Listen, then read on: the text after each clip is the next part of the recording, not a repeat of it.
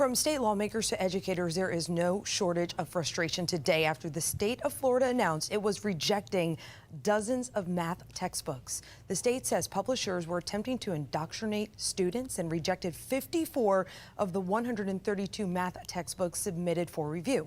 10 Tampa Bay's Eric Glasser set out to see what was in those books and why so far the state has not given specific examples.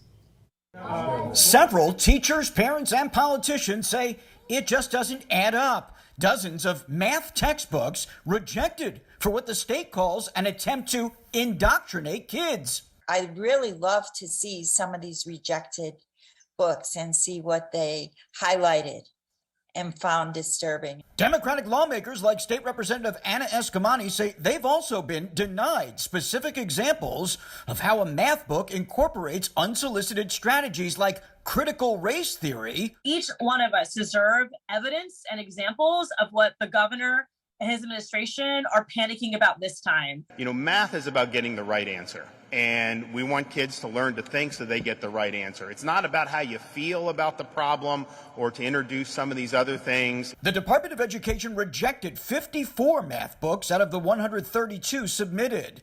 28 of them, they say, for incorporating prohibited topics or unsolicited strategies like critical race theory. We also reached out to the Department of Education for concrete examples, specific criteria that they say those books failed to meet.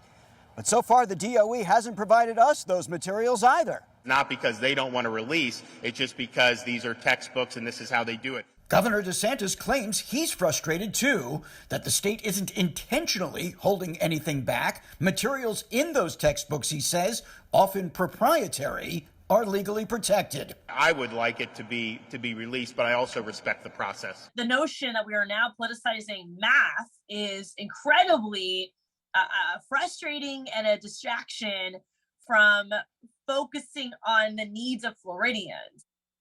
According to the Department of Education, textbooks are reviewable by subject every 5 years. So this year it was math.